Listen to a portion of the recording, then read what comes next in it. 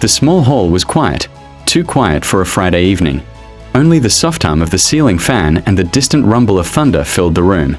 At the front stood the preacher, eyes closed, fingers pressed together in a calm but intense prayer. Before him, 4 children lifted their hands eagerly, their faces glowing with expectation. They didn't understand why they felt drawn here, only that something inside them urged them to come.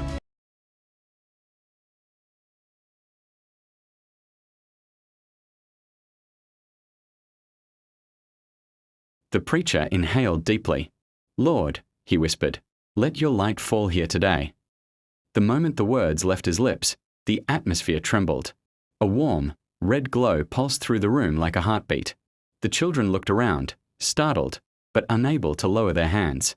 Then, boom! A faint vibration rolled across the floor. The preacher opened his eyes slowly, not in fear, but in recognition.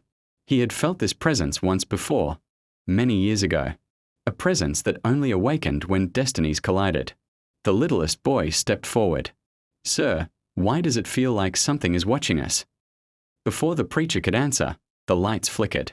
Shadows along the walls began to stretch, sliding unnaturally like living smoke. But instead of retreating, the children stepped closer to the pulpit, drawn to the calmness radiating from the preacher. He put a hand on the pulpit, and the darkness recoiled. "Children," he said, his voice rising with authority, "do not be afraid. What stirs in this room is the result of your calling waking up." "My what?" one girl asked, trembling. "Your gifts," he replied. "Each one of you carries something heaven has hidden, until this moment." A whispering wind swept through the hall, flipping pages in the preacher's open Bible. It stopped on a verse, glowing faintly as though touched by unseen hands. The preacher read aloud, "Arise, for the light has come." Suddenly, the first child's raised hand glowed, soft at first, then brighter. Another child gasped as a spark of golden energy spun around her fingers. The others felt warmth surge through their palms, awakening dormant power. The shadows hissed and retreated until they clung only to the dark corners of the hall. The preacher stepped forward, calm and resolute.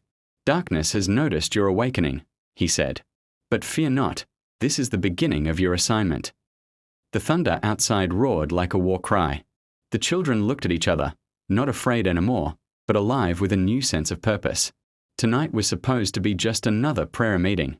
But instead, it became the night light rose, darkness trembled, and 4 chosen children discovered who they truly were.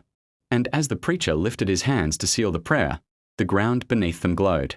The battle had begun, and heaven had just activated its youngest warriors.